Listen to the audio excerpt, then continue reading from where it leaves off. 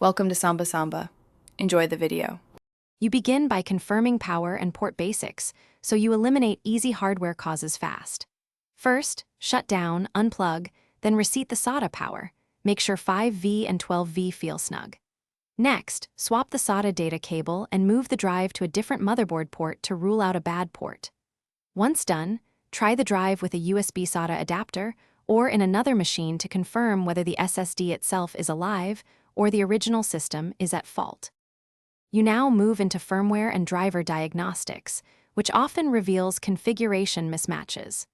Reboot into BIOS or UEFI, ensure the SATA controller is enabled and set to ASI for SSDs.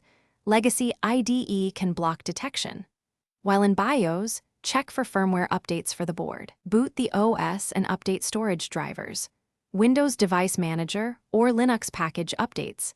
Then open Disk Management or run lsblk/fdisk to see uninitialized or offline disks and note their ID for the next steps. You complete the fix by initializing or recovering the drive and then verifying stability. If visible but unallocated, initialize, create a partition and format. In Linux, use parted or MKFS. Run smart tests and the SSD vendor tool to check health. A secure erase can restore a misconfigured controller.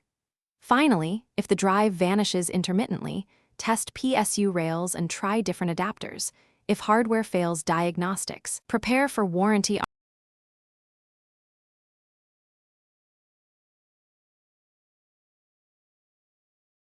Thanks for watching. Consider subscribing if we helped you.